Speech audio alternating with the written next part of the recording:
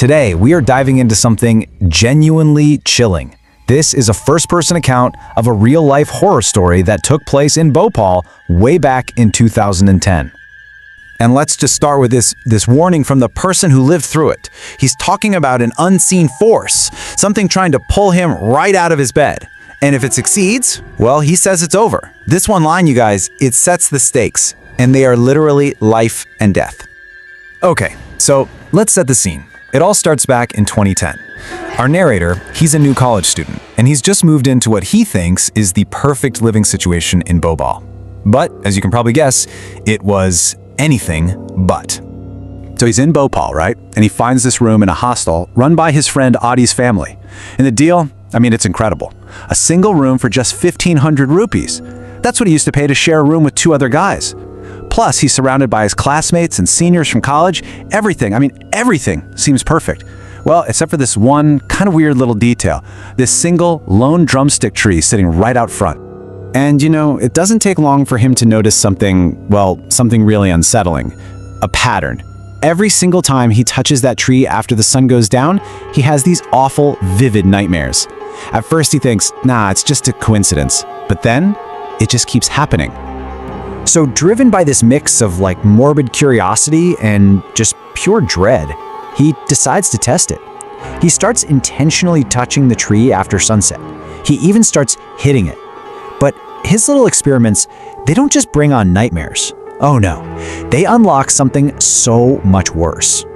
Now, scientifically, what he was probably experiencing is something called sleep paralysis. It's this state where your mind is totally awake, but your body is just frozen. You can't move, you can't speak, and it's often paired with these intense, terrifying hallucinations. If you've ever gone through it, you know exactly how real and horrifying it feels. But for our narrator, this wasn't just some hallucination in his head. No way. It felt 100% real. He describes this evil thing coming into his room, standing over his bed, and then physically trying to drag him away. He was absolutely convinced that if this thing got him out of that room, he would die in his sleep. And this wasn't a one-time thing. This was his reality, night after night. So as you can imagine, he's terrified of being alone. He invites two of his old friends to move in with him.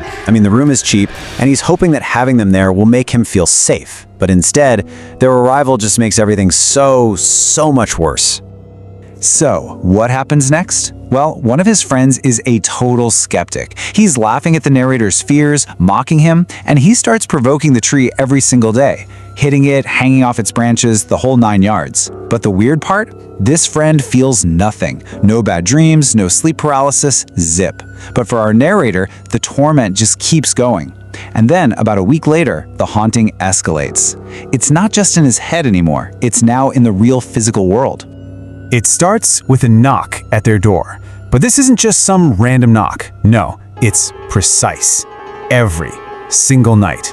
Like some kind of twisted clockwork, right as the clock strikes 3 in the morning. And we're not talking about a gentle little tap. This was a sharp, loud, insistent knocking. Thack, thack, thack. Just imagine that sound shattering the silence of your room, sending a jolt of pure fear through all 3 of them. So of course their minds are just racing. Who could possibly be knocking at 3 in the morning?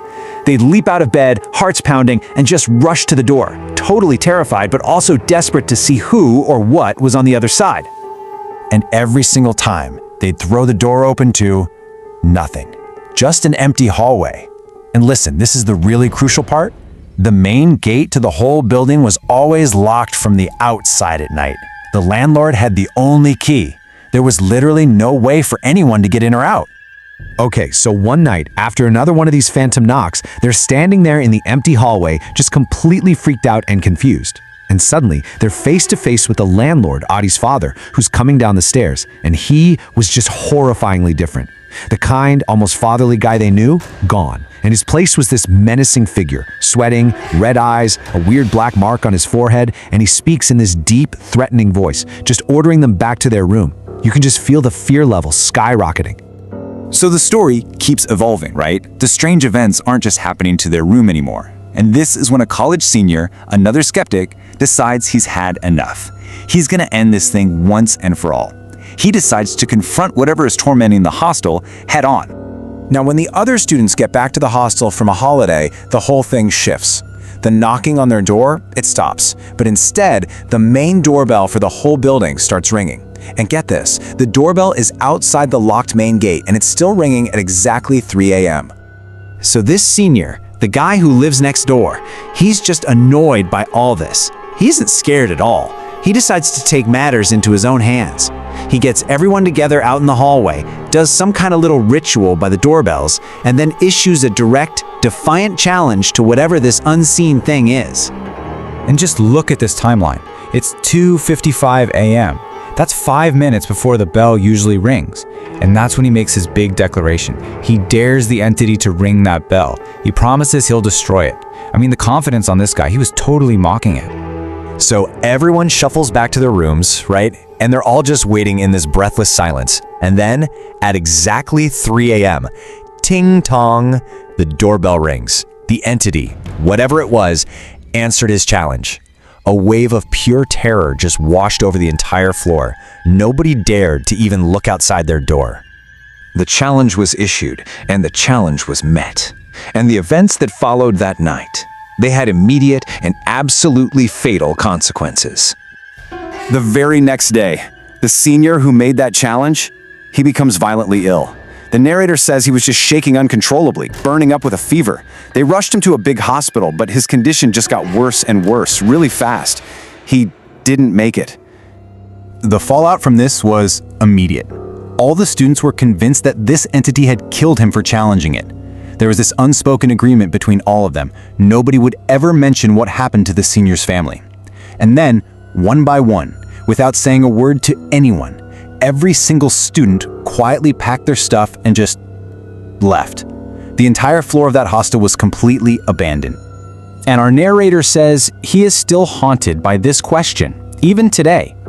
Was the senior's sudden violent death just a horrifying coincidence, or was it a chilling, deadly response to a challenge that should never, ever have been made? It's a question that just hangs in the air, a truly terrifying memory from a house that was clearly holding a very, very dark secret.